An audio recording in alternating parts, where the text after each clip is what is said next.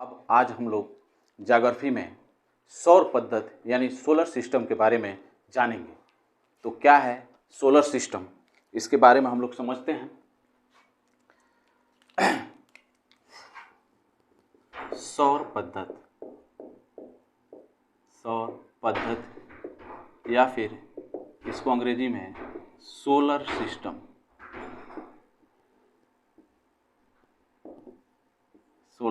System, ये क्या होता है?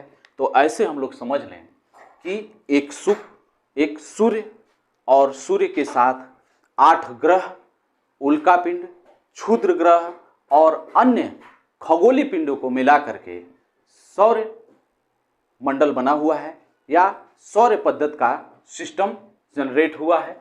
तो हम इसको थोड़ा समझते हैं। इस सोलर सिस्टम में हम लोग को क्या समझना है? तो यही समझना है कि सूर्य और इसके 8 ग्रह कैसे कैसे क्या क्या घटनाओं को परफॉर्म करते हैं। तो हम लोग देखते हैं। सबसे पहले सोलर सिस्टम में एक हम लोग ये सन बना लिए।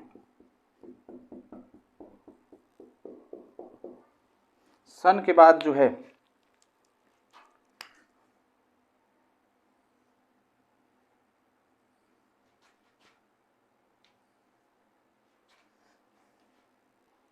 आइए हम क्या देख रहे हैं कि यहाँ पर सन है। सन के बाद मैंने यहाँ पर 8 चित्र बना रखा है। ये 8 चित्र क्या हैं इसको हम लोग समझते हैं। तो मैं इनका नाम आप लोग को बता दूं। इसको जो है बुध बोला जाता है। ये एक प्रकार का ग्रह है बुध, जिसको अंग्रेजी में हम लोग मरकरी कहते हैं। आप लोग मेरे साथ लिखते चलिए। बुध हो गया। ये शुक्र है जिसको अंग्रेजी में वीनस बोला जाता है, वीनस। ये अपनी पृथ्वी है भाई। पृथ्वी को तो सभी लोग जानते ही हैं कि क्या बोला जाता है, ये अर्थ हो गया। ये मंगल है, मंगल को अंग्रेजी में मार्स। ये हमारा जो है बृहस्पति है, जिसको अंग्रेजी में जुपिटर बोला जाता है। ये शनि है, जिसका अंग्रेजी नाम सैटर्न है। ये अरुण है, जिसको हम लोग अंग्रेजी में यूरेनस बोलते हैं। और ये वरुण है, जिसको अंग्रेजी में नेपच्यून बोला जाता है। अब हम देखते हैं कि हमने इसका नाम तो मेंशन कर दिया। नाम मेंशन करने के बाद एक इसमें हम लोग सिंबल कुछ इस तरीके से बना लेते हैं कि क्या है। तो ये सभी ग्रह सूर्य की परिक्रमा करते हैं। सभी ग्रह सूर्य की परिक्रमा करते हैं। अब भाई सभी ग्रह सूर्य की परिक्रमा कैसे करते हैं? तो सामान्यतः यह जान लीजिए कि शुक्र और अरुण को छोड़ दिया जाए, शुक्र और अरुण को छोड़ दिया जाए तो बाकी जितने ग्रह हैं सब सूर्य की परिक्रमा पश्चिम से पूर्व दिशा में करते हैं। पश्चिम से पूर्व दिशा में करते हैं। ये इनके जो है रोटेशन का सिस्टम है। क्या है कि इसके बीच में, किनके बीच में, मंगल और बृहस्पति के बीच में कुछ ऐसे ग्रह पाए जाते हैं जिनको हम लोग यहां लिख दे रहा हूं क्षुद्र ग्रह। क्षुद्र ग्रह या अंग्रेजी में इनको एस्टेरॉयड बोला जाता है। एस्टेरॉयड्स बोला जाता है। ये पाए जाते हैं। अब इनके बारे में हम जान लेते हैं, फिर छोटी छोटी बातें भी इनके बारे में जानेंगे। जैसे कि ये इतने ग्रह जो हैं और ये इतने ग्रह जो हैं, इनको थोड़ा समझते हैं। इनको जो है पार्थिव ग्रह कहा जाता है। पार्थिव ग्रह क्यों? क्योंकि ये पृथ्वी के समान है। इन्हीं का एक अन्य नाम आंतरिक ग्रह है। आंतरिक ग्रह। और इस पार्थिव का अंग्रेजी जो है आप लोग जानते हैं भाई, अंग्रेजी आप लोग साथ में जानना जरूरी है। टेरेस्ट्रियल बोला जाता है इसको।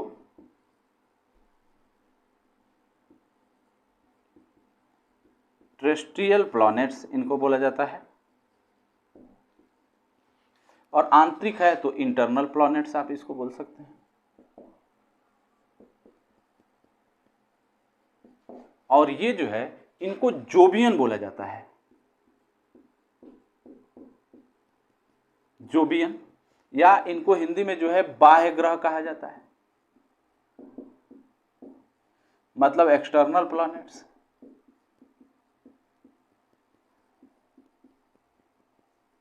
आप लोग मेरे साथ लिखते चलिए, अन्यथा की स्थिति में ये ज्यादा बोझ हो जाएगा। जोवियन, जोवियन क्या है, मतलब जोवियन का मतलब बृहस्पति से ही रिलेटेड है, यानी इसको कह सकते हैं लाइक जुपिटर। जोवियन का मतलब क्या है, बृहस्पति के समान। जोवियन का मतलब है बृहस्पति के समान। अब देखिए मैं यहां क्या बता रहा हूं, थोड़ा समझ लीजिए। ऐसे आप लोग को समझना है कि भाई यही इनका क्रम है। सबसे पहले सूर्य जो कि एक तारा है, और इस तारे की चारों, इसमें जितने ग्रह हैं सब परिक्रमा करते हैं। ये खगोलीय पिंड है, जो भी खगोलीय पिंड हैं और वह सूर्य की परिक्रमा अगर जो करते हैं तो जनरली उनको ग्रह के नाम से जाना जाता है। यानी वे सभी आकाशीय पिंड जो सूर्य की परिक्रमा करते हैं वह ग्रह कहलाते हैं। लेकिन अभी ग्रह की परिभाषा में कुछ परिवर्तन किया गया है। परिवर्तन यह है कि सूर्य की परिक्रमा तो साथ साथ करते हो, लेकिन सूर्य की परिक्रमा तो करते हो, लेकिन ये हो कि उनका अपना एक ऐसा गुरुत्वाकर्षण हो जिनके कारण वह आकाश के अन्य पिंडों को अपनी तरफ बांधे हुए हों। इन दो मुख्य बातों के कारण ग्रह की परिभाषा अलग हो रही है पहले से। नहीं तो पहले जो ग्रह की परिभाषा थी उसमें जनरली यही मान लिया जाता था कि ऐसे सभी आकाशीय पिंड जो सूर्य की परिक्रमा कर रहे हैं वह ग्रह कहलाते हैं। अभी ग्रह की परिभाषा में थोड़ा सा परिवर्तन यही आया है कि सभी आकाशीय पिंड जो सूर्य की परिक्रमा करते हैं, और दूसरी बात यह कि उनका एक गुरुत्वाकर्षण शक्ति हो। हालांकि कई जगहों पर ग्रह की परिभाषा में इस तरीके से परिभाषा दी गई है कि जो सूर्य की परिक्रमा कर रहा हो, और या फिर सूर्य की परिक्रमा एक निश्चित पथ में कर रहा हो और किसी दूसरे ग्रह के पथ को न काट रहा हो, तो वो जो है एक ग्रह की श्रेणी में समझा गया है। आइए हम लोग थोड़ा सा और कुछ जानते हैं।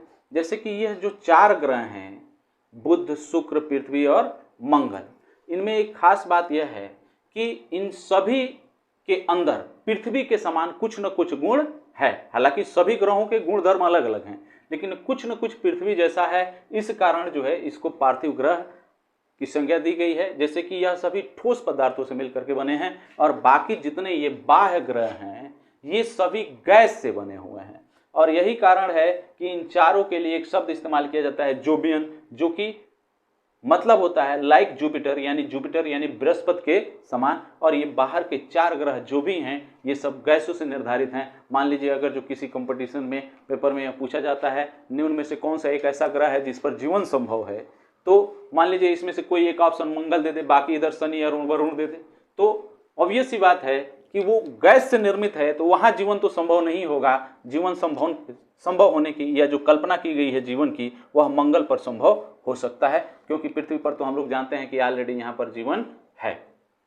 चलिए दूसरी बात यह कि अब हम इन ग्रहों के बारे में छोटी छोटी बातें जानेंगे, अगर जो आप लोग यह चित्र बना चुके हो। अच्छा एक चीज और है यहाँ पर, थोड़ा सा और मैं एक चीज समझा दूं। ये क्षुद्र ग्रह क्या होता है? ये क्षुद्र ग्रह ये भी गैसों के ही पिंड हैं, और इसमें धूल कण और गैस मौजूद रहते हैं जो कि मंगल और बृहस्पति के बीच में पाए जाते हैं। इनका भी आकार इनकी रेडियस के हिसाब से किलोमीटर में पाया जाता है, और यह बहुत बड़े आकार में भी पाए जाते हैं। जनरली हम लोग को यही याद करना है कि मंगल और बृहस्पति के बीच में ये क्षुद्र ग्रह की एक पेटी पाई जाती है।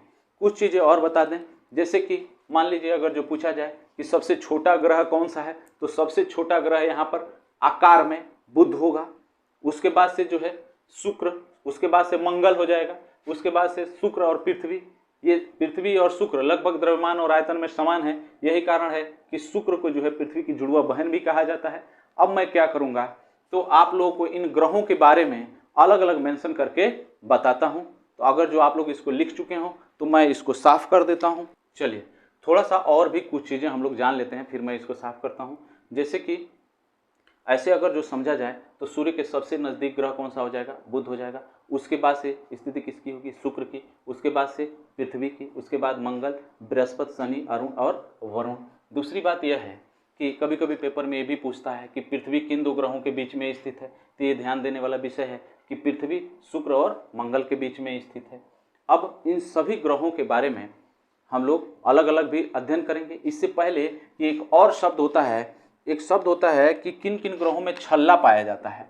छल्ला या रिंग किन किन में पाया जाता है, रिंग्स जिनको हम लोग वलय बोलते हैं, किन किन में पाया जाता है। तो भाई रिंग्स जो है आप लोग ध्यान रखिएगा कि ये बृहस्पति में भी पाया जाता है, शनि में भी पाया जाता है और यूरेनस में भी पाया जाता है। जनरली किताबों में मिलता है कि बृहस्पति और शनि में मिल जाएगा, लेकिन अरुण में नहीं मिलेगा। लेकिन ध्यान रखिएगा कि इन तीनों ग्रहों में जो है छल्ले पाए जाते हैं, बशर्ते बृहस्पति और यूरेनस वाला दिखाई नहीं देता और शनि वाला दिखाई देता है। तो इतना ध्यान रखना है कि छल्ला अगर जो पूछा जाए कि कितने में पाया जाता है, तो 3 ग्रह हैं, जुपिटर, सैटर्न और यूरेनस, इन तीनों में पाया जाता है। आइए हम लोग इसको साफ करते हैं और इनकी और मुख्य बातों को जानते हैं। ये सबसे पहले हम लोग सूर्य के बारे में जानते हैं कि सूर्य यानी सन जो है उसमें क्या क्या मुख्य बातें हैं जो पेपर में पूछी जा सकती हैं। तो सबसे पहले कि अगर जो यह सूर्य है, ये सन है, तो सबसे पहले हम क्या करते हैं कि इसके केंद्र के बारे में जानते हैं या कोर इसका बोलते हैं। तो कोर का तापमान इसका जान लें हम लोग कितना होता है। कोर का तापमान इसका 150000 करोड़, हाँ, डिग्री सेंटीग्रेड, यानी 1,50,00,000 डिग्री सेंटीग्रेड है। इसके कोर का मतलब इसके केंद्र का तापमान कितना है, 1,50,00,000 डिग्री सेंटीग्रेड है। जनरली यही कारण है कि इसके जो अंदर के पदार्थ हैं वो प्लाज्मा और गैस के अवस्था में पाए जाते हैं। प्लाज्मा एवं गैस के रूप में पाए जाते हैं। जैसे पदार्थ की 3 अवस्थाएं होती हैं, कौन कौन सी होती हैं भाई पदार्थ की 3 अवस्थाएं, ठोस, द्रव और गैस। ये 3 पदार्थ की अवस्थाएं होती हैं। इनके अलावा एक और अवस्था होता है जिसको हम लोग प्लाज्मा कहते हैं। यह तरल पदार्थ के रूप में ठोस का हिस्सा है। तो एक तरीके से ये समझते हैं कि ये जो सूर्य है, सूर्य क्या है भाई, सूर्य एक प्रकार का तारा है या सूर्य एक तारा है। तारा का क्या खासियत है, तारा की क्या खास बात है, तो इसका स्वयं का प्रकाश होता है, इसका स्वयं का प्रकाश होता है। तारे की खास बात क्या है, इसका स्वयं का प्रकाश होता है और यह अपने प्रकाश से चमकता है, तो दूसरी बात यह है कि आखिर इसमें प्रकाश का या इसके अंदर ऊर्जा का मुख्य कारण क्या है। तो सूर्य के अंदर एक क्रिया होती है नाभिकीय संलयन। सूर्य के अंदर एक क्रिया होती है जिसको हम लोग बोलते हैं नाभिकीय संलयन। नाभिकीय संलयन का मतलब होता है, अंग्रेजी में इसको बोला जाता है न्यूक्लियर फिजन। न्यूक्लियर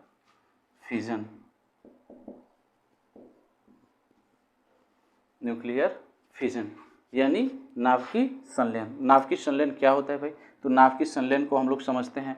इसमें क्या होता है नाभिकीय संलयन में, तो 2 हल्के द्रव्यमान मिल करके एक बड़े द्रव्यमान का निर्माण करते हैं। इसमें क्या होता है, तो नाभिकीय संलयन में हाइड्रोजन के 2 अणु मिल करके 1H1 1H1 हीलियम के 2 अणु का निर्माण करते हैं। ये हाइड्रोजन है, हाइड्रोजन के 2 अणु मिल करके एक हीलियम के अणु का निर्माण करते हैं। तो नाभिकीय संलयन की क्रिया के कारण यह सूर्य की ऊर्जा है। दूसरी बात यह है कि सूर्य में जो जानने लायक चीज़ है ये है कि इसके बाहर का टेम्परेचर क्या है। जैसे मान लीजिए ये तो कोर का तापमान हो गया 1,50,00,000 डिग्री सेंटीग्रेड, तो अंदर का तापमान रहा, बाहर का तापमान, इसके सतह का तापमान कितना है। तो नासा ने जो मेजर किया है और नासा ने जो बताया है, नासा के अनुसार इसका बाहरी तापमान कितना है, सूर्य का बाहरी तापमान जान लेते हैं। सूर्य का बाहरी तापमान लगभग 5500 डिग्री सेंटीग्रेड है। 5500 डिग्री सेंटीग्रेड है। ये थोड़ा हम लोग को समझने की जरूरत है। चलिए, ये 2-3 बातें हैं सूर्य के बारे में। सूर्य के बारे में और भी बहुत सारी चीज़ें हैं जो हम लोग को जानना है। जैसे कि मान लीजिए कि कुछ पॉइंट्स हैं। एक होता है सूर्य ग्रहण, एक होता है सूर्य ग्रहण जिसको हम लोग सोलर इक्लिप्स बोलते हैं। सोलर इक्लिप्स बोलते हैं इसको। इसमें क्या होता है भाई, सूर्य ग्रहण में क्या होता है, तो इसकी खासियत यह है, इसमें ऐसे आप लोग लिख लीजिए, चंद्रमा सूर्य एवं पृथ्वी के बीच में आ जाता है। सूर्य एवं पृथ्वी के बीच में आ जाता है, बीच में आ जाता है। ये पॉइंट वाइज करके लिखिए। इसमें कुछ फीचर्स हैं जो मैं बता दूं। सूर्य एवं पृथ्वी के बीच में आ जाता है। जैसे मान लीजिए कि ये हमारा सन हो गया, तो ये चंद्रमा हो जाएगा और ये पृथ्वी हो जाएगी। तो ऐसे समझते हैं। तो एक ऐसे डायग्राम हमारे पास बन जाता है। ये सन हो गया। सन के बाद जो है ये हमारा मून हो जाता है। इसको हम लोग, मून है ये हमारा, और ये हमारा अर्थ है। इसमें क्या होता है, तो भाई थोड़ा समझने की जरूरत है कि जब यह बीच में आ जाएगा, चंद्रमा बीच में आ जाएगा, तो पृथ्वी पर अंधेरा होता है। चंद्रमा बीच में आ जाता है तो पृथ्वी के आधे भाग पर, या एक तरीके से समझ लीजिए कि अंधेरा हो जाता है, क्योंकि जो छाया सूर्य से पड़ना चाहिए, वो क्या होता है, तो हमको दिखाई नहीं देता है, क्योंकि चंद्रमा का बहुत छोटा सा हिस्सा यहाँ पर आ पड़ता है। अब देखिए, थोड़ा सा इसको और हम लोग समझते हैं कि ऐसे स्थिति में जब सूर्य ग्रहण होता है, तो सूर्य ग्रहण के समय कुछ पृथ्वी से जब हम लोग इसको देखते हैं, तो इसके बाहर कुछ ऐसे इस तरीके से एक चमकीला हिस्सा दिखाई देता है, जिसको हम लोग कैरोना या कोरोना बोलते हैं। इसको क्या बोलते हैं, कोरोना। ये प्रकाशी भाग है, सूर्य ग्रहण के समय का प्रकाशी भाग है, जो सूर्य के चारों ओर दिखाई देता है पृथ्वी से। क्योंकि पृथ्वी से देखते हैं तो बीच में चंद्रमा है, तो चंद्रमा चूंकि अंधेरे में आ जाता है, क्योंकि सूर्य का प्रकाश चंद्रमा पर पड़ता है और इधर वाला हिस्सा अंधेरा दिखता है, इसलिए पृथ्वी पर जो है अंधेरा आ चुका होता है। और यहाँ से देखने पर ये बाहरी हिस्सा जो दिखाई देता है, इसी को हम लोग कोरोना के नाम से जानते हैं। इसी में एक शब्द होता है कि ये जो प्रकाश है, ब्राइटनेस, यही कोरोना है। इसके अलावा इसमें कुछ और भी एक शब्द होता है जिसको हम लोग डायमंड रिंग के नाम से जानते हैं। तो डायमंड रिंग क्या होता है, डायमंड रिंग क्या होता है, इसको भी हम लोग समझते हैं। एक शब्द होता है डायमंड रिंग। अगर जो आप लोग इसको लिख चुके हो तो मैं इसको साफ करूं। हम लोग समझते हैं कि हीरक वलय क्या है। मैंने पहले भी हीरक वलय का चर्चा किया, लेकिन जैसे यहाँ पर ये है कि ये जो कोरोना की स्थिति है, जो ये प्रकाश दिख रहा है, जब क्या होता है कि जब सूर्य ग्रहण पूर्ण हो जाए, यानी पूर्ण सूर्य ग्रहण के कुछ सेकंड पूर्व एवं कुछ सेकंड बाद यह दिखाई देता है हीरक वलय।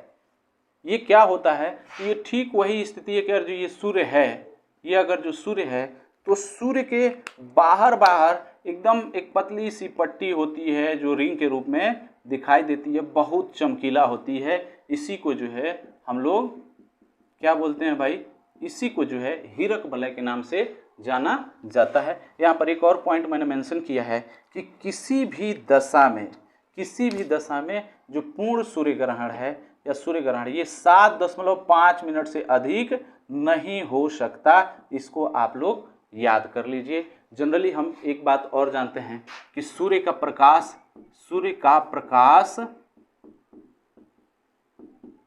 पृथ्वी तक आने में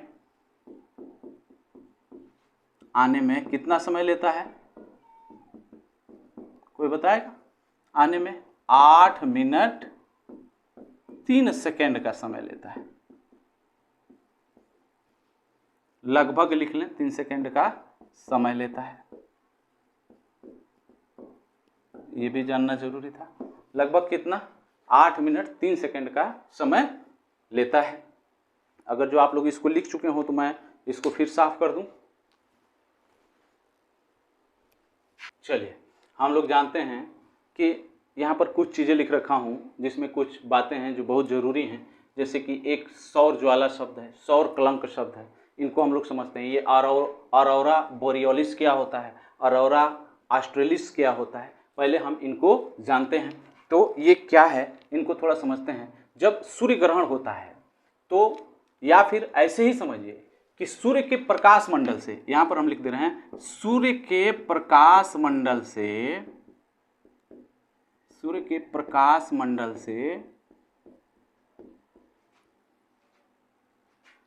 मंडल से एक सौर तूफान, इसको हम लोग सौर तूफान, सोलर स्टॉर्म, सौर तूफान तीव्र गति से बाहर निकलता है, तीव्र गति से बाहर निकलता है और सूर्य के आकर्षण को पार करके, और सूर्य के आकर्षण को पार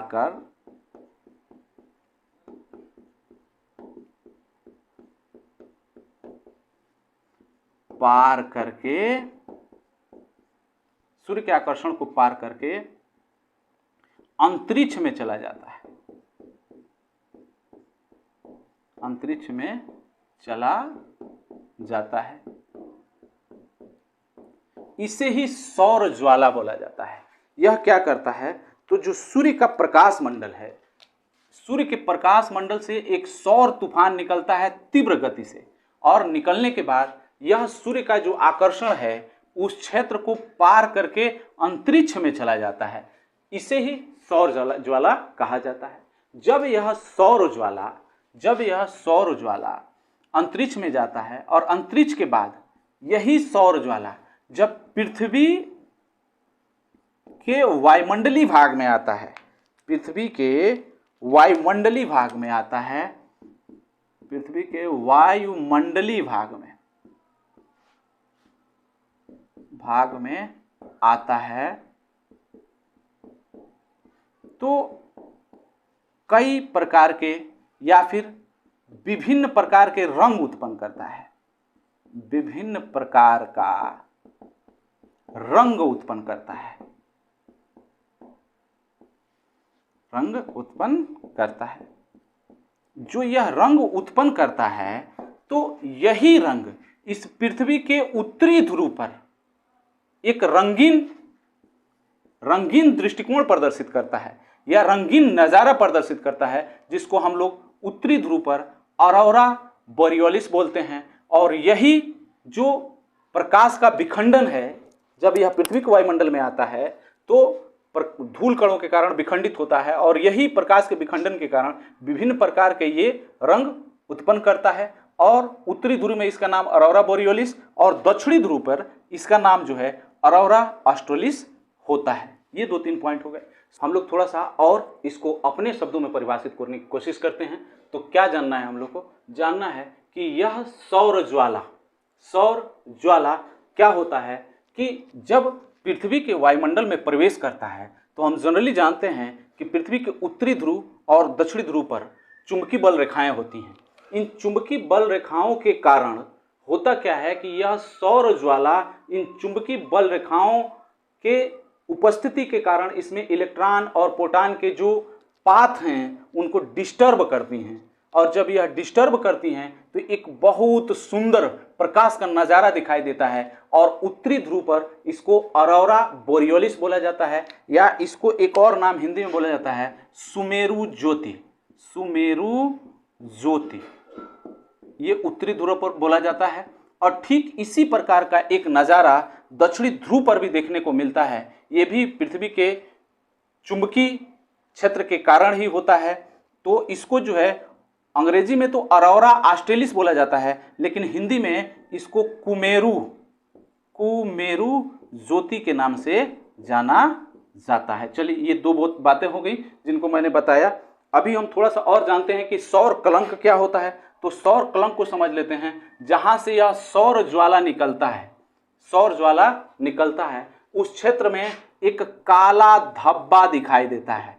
काला धब्बा जिस क्षेत्र से यह निकलता है, सूर्य के जिस प्रकाश मंडल के जिस क्षेत्र से यह सौर ज्वाला निकलता है, उस जगह पर एक काला धब्बा दिखाई देता है। यही काला धब्बा जो है सौर कलंक कहलाता है। इसकी खासियत क्या है? तो यह ठंडा होता है। सूर्य के प्रकाश के रिस्पेक्ट में या अपेक्षाकृत यह क्षेत्र, यह सौर कलंक या सौर धब्बा जो है यह ठंडा होता है। आइए थोड़ा सा हम लोग और जानते हैं कि यह प्रभा मंडल क्या होता है। प्रभा मंडल के बारे में जान लें। यह चंद्रमा और सूर्य के चारों ओर पक्षाभ यानी सिरस एवं पक्षाभ स्तरी यानी सीरो स्ट्रेटस बादलों के प्रतिबिंब से एक श्वेत दूधिया रंग का छल्ला बनता है। इसे ही प्रभा मंडल कहा जाता है। एक चीज और इसमें जानने वाला है कि सूर्य एवं पृथ्वी के केंद्र के बीच की दूरी ऐसे जान लें हम लोग, तो एक ये गड़बड़ डिस्टेंस लिखा हुआ है, ये इतना किलोमीटर होता है। इसको ऐसे समझते हैं, यहां से ये 149.598 इंटू 10⁶ किलोमीटर होता है। इसको और थोड़ा सा हम लोग संशोधित कर लें तो ये 1.4958 इंटू 10⁻, इसमें 2 अंक और बढ़ जाएगा, 8 किलोमीटर। या फिर थोड़ा सा और इसको संशोधित करके मीटर में लिखें तो 1.495 इंटू 10⁻, किलोमीटर का मतलब 3 इसमें और बढ़ जाएगा तो 11 मीटर में कन्वर्ट हो जाएगा। ये इतना डिस्टेंस है सूर्य और पृथ्वी के केंद्र की बीच की दूरी है। ये 1.495 इंटू 10⁻11 मीटर, 10⁻11 मीटर। चलिए, अगर जो आप लोग को ये समझ में आ गया हो तो मैं इसको साफ करूंगा। हम लोग क्या करते हैं, तो अब सूर्य हम लोगों ने देखा, सूर्य जो कि एक तारा है, इसमें जो बातें थी वो हम लोगों ने जाना। अब हम लोग बुध के बारे में थोड़ा सा जानेंगे। बुध जिसको हम लोग अंग्रेजी में मरकरी कहते हैं, मरकरी, इसके बारे में क्या क्या खास बातें हैं ये भी थोड़ा हम लोग देख लें। तो इस बुध के बारे में सबसे पहला पॉइंट तो क्या है, सबसे पहला पॉइंट है ये कि यह आकार, देखिए सूर्य के सबसे नज़दीक का ग्रह है, सूर्य के सबसे नज़दीक का ग्रह, सबसे नज़दीक का ग्रह है, नज़दीक का ग्रह, ये पहला पॉइंट हो गया। दूसरा पॉइंट, आकार में सबसे छोटा ग्रह, आकार में सबसे छोटा ग्रह, सबसे छोटा ग्रह। तीसरा पॉइंट, सबसे कम समय में सूर्य की परिक्रमा,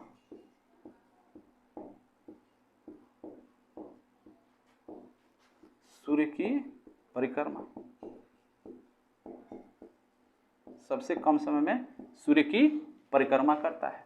क्यों सबसे कम समय में करता है? क्योंकि यह भाई चित्र से आप लोग देख लीजिए कि यह सूर्य के सबसे नजदीक है, तो सबसे कम समय में सूर्य की परिक्रमा करता है।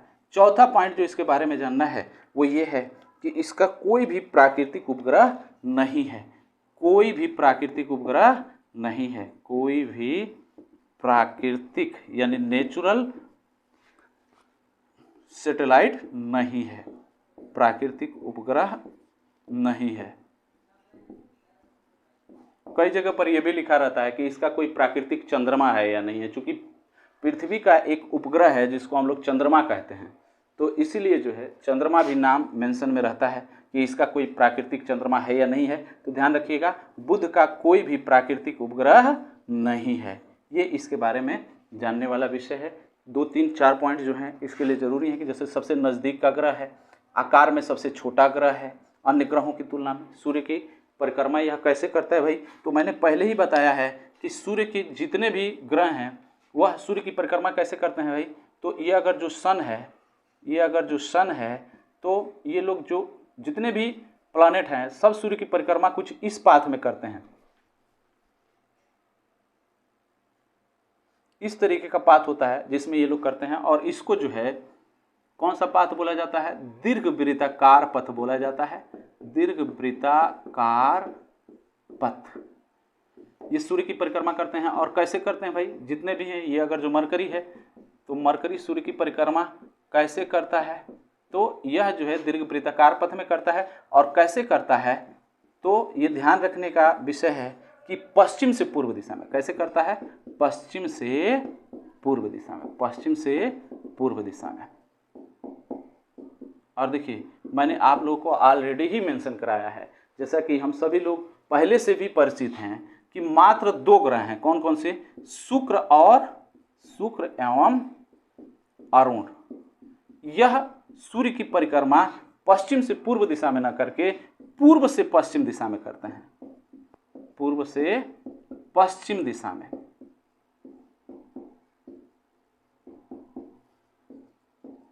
सूर्य की परिक्रमा करते हैं। ये 2 ग्रह ऐसे हैं जो इसकी परिक्रमा जो है कैसे करते हैं, तो पूर्व से पश्चिम दिशा में सूर्य की परिक्रमा करते हैं। बाकी सभी ग्रह जो है सूर्य की परिक्रमा ठीक वैसे ही करते हैं, दीर्घवृत्ताकार पथ में और पश्चिम से पूर्व दिशा में। अब अगर जो लिख चुके हों तो मैं इसको भी साफ कर दूं। इसके बाद अब हम लोग शुक्र के बारे में जानते हैं। शुक्र जिसको हम लोग वीनस कहते हैं, वीनस कहते हैं। इसकी क्या क्या खास बात है भाई, तो इसका पहला खास बात तो यह है कि इसका द्रव्यमान एवं आयतन लगभग पृथ्वी के समान है, लगभग पृथ्वी के समान है।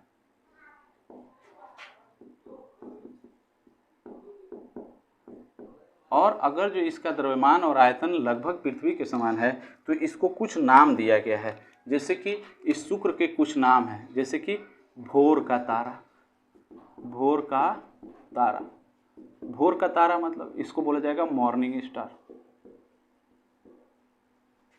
Morning star. फिर इसी का एक और नाम है सांझ का तारा, सांझ का तारा, जिसको जो है इवनिंग स्टार।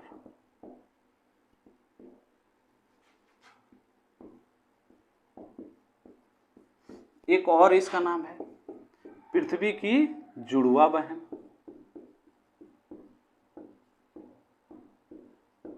पृथ्वी की जुड़वा बहन, यानी कि twin sister of the earth. इसको क्या बोला जाता है, twin sister of the earth. ये शुक्र के नाम है। इसके और कुछ खास बात है, इसकी खास बात में क्या क्या चीजें और आती हैं, तो एक पॉइंट और इसमें आता है। ऐसे समझें कि यह सबसे चमकीला ग्रह है, सबसे चमकीला ग्रह,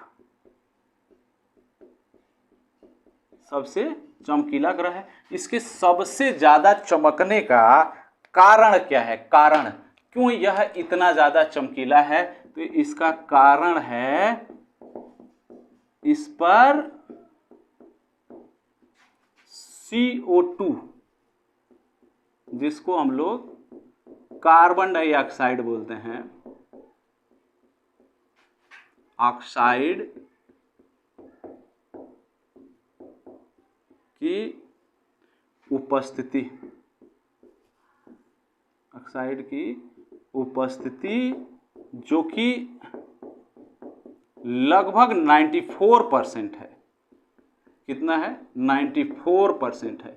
और इस कार्बन डाइऑक्साइड की उपस्थिति के कारण यह बहुत ज़्यादा चमकीला है। हम लोग जनरली इसको देख सकते हैं, शाम के समय यह चमकता रहता है, वही शुक्र है। और इसकी कुछ और बातें हैं जो जरूरी हैं, इम्पोर्टेंट भी हैं, जैसे कि इसका भी कोई प्राकृतिक उपग्रह नहीं है, कोई प्राकृतिक उपग्रह नहीं है, ध्यान रखिएगा, इसका भी कोई प्राकृतिक उपग्रह नहीं है। जैसे कि उपग्रहों में 2 श्रेणियां बांट सकते हैं, एक प्राकृतिक उपग्रह होता है और एक जो है कृत्रिम उपग्रह होता है। कृत्रिम को अंग्रेजी में जो है आर्टिफिशियल बोला जाता है और प्राकृतिक को नेचुरल सैटेलाइट्स के नाम से जाना जाता है। तो नेचुरल सैटेलाइट्स बुध के भी और शुक्र के भी नहीं हैं, यानी 2 ग्रह ऐसे हैं जिनका कोई भी प्राकृतिक उपग्रह नहीं है। ऐसा नहीं है कि इनका कृत्रिम उपग्रह नहीं है, अगर जो कृत्रिम उपग्रह न होता तो हमें इन ग्रहों के बारे में जानकारी न मिलती। मैं लास्ट में कौन कौन से कृत्रिम उपग्रह यानी आर्टिफिशियल या मानव निर्मित उपग्रह जो है इनकी जांच के लिए भेजे गए हैं, इनकी जानकारी दे दूंगा। अभी जो जरूरी चीज़ें हैं उनको जान लेते हैं। तो हम लोगों ने क्या जाना कि शुक्र जो है यह पृथ्वी की जुड़वा बहन के नाम से जाना जाता है। भोर का तारा, सांझ का तारा आदि इसके नाम हैं। इसका भी कोई प्राकृतिक उपग्रह नहीं है। और दूसरी सबसे बड़ी बात कि सबसे चमकीला ग्रह है। क्यों? क्योंकि इस पर कार्बन डाइऑक्साइड की उपस्थिति है।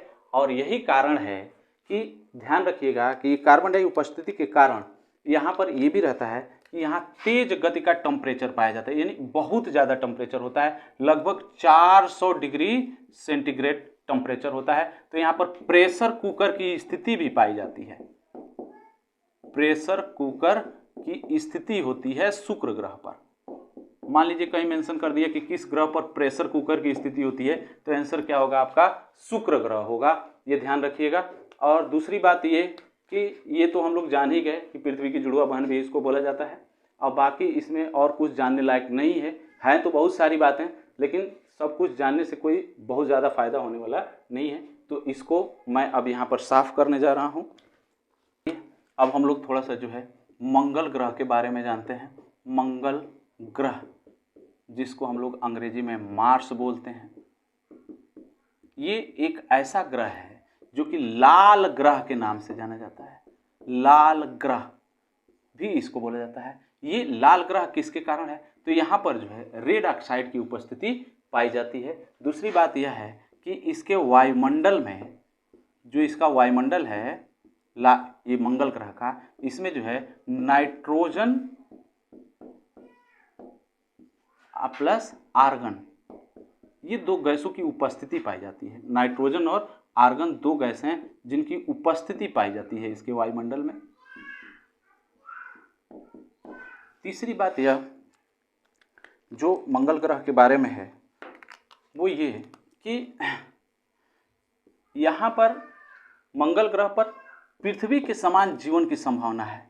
पृथ्वी के समान जीवन की संभावना है। जीवन की संभावना आंकी जा रही है कि मतलब यहाँ पर भी जीवन संभव है। पृथ्वी के समान जीवन की संभावना है किस ग्रह पर? मंगल ग्रह पर। पृथ्वी के समान जीवन की संभावना है मंगल ग्रह पर।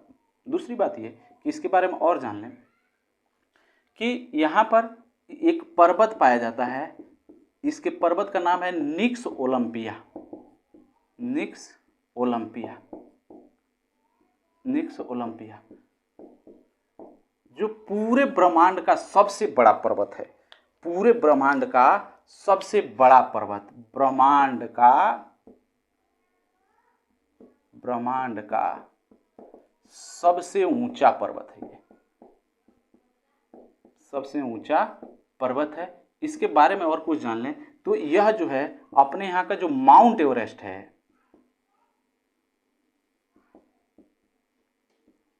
माउंट एवरेस्ट जो है उसका लगभग 3 गुना है। माउंट एवरेस्ट का 3 गुना है। इसकी जो ऊंचाई है वो माउंट एवरेस्ट की 3 गुना है। दूसरी बात कि यहाँ पर इसके 2 प्राकृतिक उपग्रह हैं। मंगल के 2 प्राकृतिक उपग्रह हैं। 2 प्राकृतिक उपग्रह हैं मंगल के। ये याद रखने वाला विषय है, ये पेपर में कई बार पूछा भी जा चुका है। 2 प्राकृतिक उपग्रह हैं। एक का नाम है फोबोस और दूसरे का नाम है डिमोस। फोबोस और डिमोस। बस मंगल ग्रह के बारे में इतना ही जान लेना पर्याप्त है। और अगर जो मंगल हो गया हो तो इसके बाद से जो है बृहस्पति आता है। बृहस्पति के बारे में भी जान लें तो यह जो है बृहस्पति के बारे में जान लें कि यह आकार में सबसे बड़ा ग्रह है। आकार में सबसे बड़ा ग्रह है। सबसे बड़ा ग्रह है। दूसरी बात यह है कि इसके प्राकृतिक उपग्रह कुछ ज़्यादा ही हैं। जो अपडेट है उसके हिसाब से इसके प्राकृतिक उपग्रहों की संख्या जो है, प्राकृतिक उपग्रहों की संख्या 79 है। अच्छा, ये ध्यान रखिएगा, अब तक ज्ञात तथ्यों से यही पता था कि सबसे ज़्यादा प्राकृतिक उपग्रह जो है बृहस्पति के हैं, लेकिन अभी जो है ऐसा है कि सबसे ज़्यादा प्राकृतिक उपग्रह शनि के हैं, जो कि संख्या में 82 पहुँच गए हैं। तो बृहस्पति के बारे में कि यह सबसे बड़ा ग्रह है आकार में। दूसरी बात यह कि यह जो है यहाँ पर प्राकृतिक उपग्रहों की संख्या 79 है। तीसरी बात यह है कि इसके जो प्राकृतिक उपग्रह हैं उनमें से एक उपग्रह जो है गैनीमीड है। गैनीमीड ये ब्रह्मांड का सबसे बड़ा उपग्रह है। ब्रह्मांड का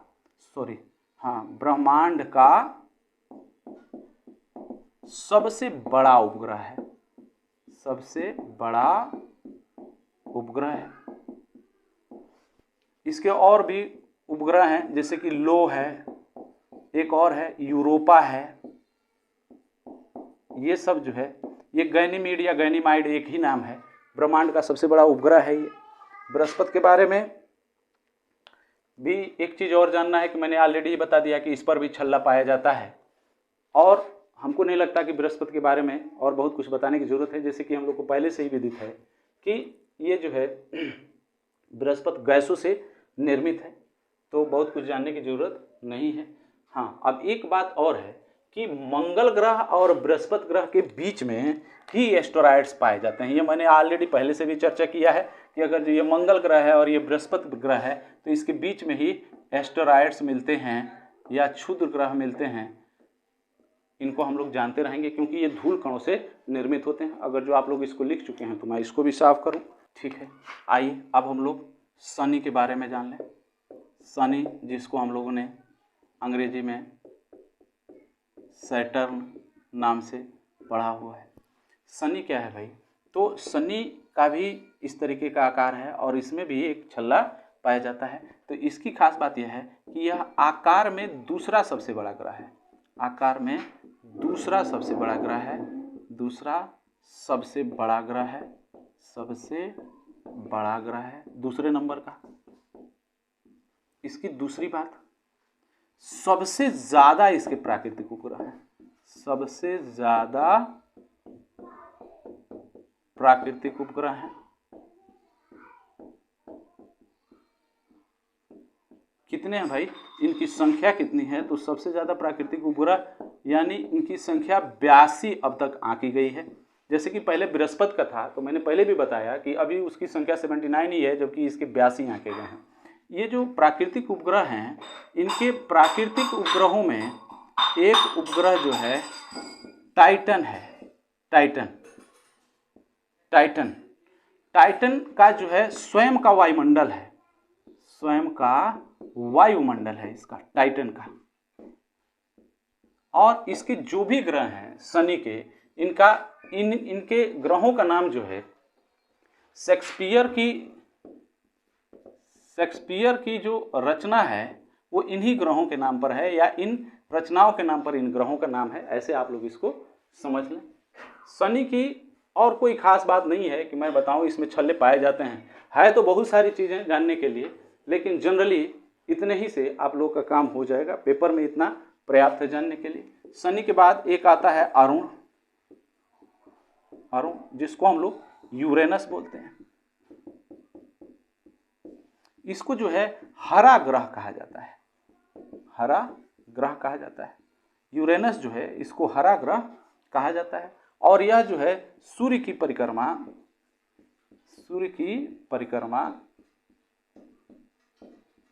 पूर्व से पश्चिम दिशा में करता है। पूर्व से पश्चिम दिशा में करता है।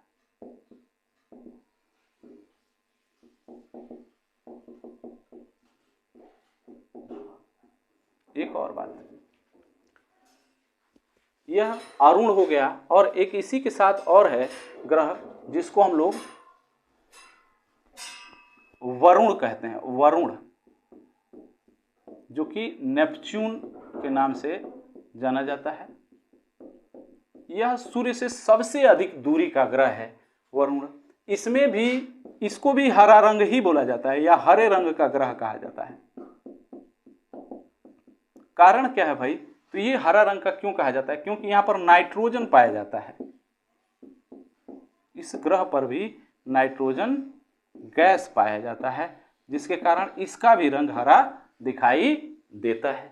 दूसरी सबसे बड़ी बात अरुण हो गया, उसके बाद से वरुण हो गया। और वरुण और अरुण यानी नोट करके इसको हम लोग जान लें कि अरुण एवं वरुण को भी जुड़वा ग्रह कहा जाता है। अरुण एवं वरुण को भी जुड़वा ग्रह कहा जाता है। ये दो चीजें हैं जिनको हम लोग को जानना था। बाकी रही बात पृथ्वी की, तो पृथ्वी के बारे में हम लोग विधिवत जानकारी लेंगे। अब मैं इस लेक्चर को यहीं पर ख़त्म करता हूं। जो इसमें की चीज़ें छूटी हुई हैं उनको सेकेंड लेक्चर जब मैं पढ़ाऊंगा तो उसके साथ मर्ज करके बता दूंगा। और सबसे बड़ी बात ये कि आप लोग मेरे साथ जुड़े हैं तो मेरे इस चैनल को सब्सक्राइब करिए और आगे बढ़ाइए और बच्चों से कहिए कि इसको सब्सक्राइब करें और इस चैनल को प्रमोट करिए, ताकि अधिक से अधिक लोग मेरे इस चैनल से फ़ायदा उठा सकें और अपने परीक्षा में सफलता को हासिल कर सकें। धन्यवाद।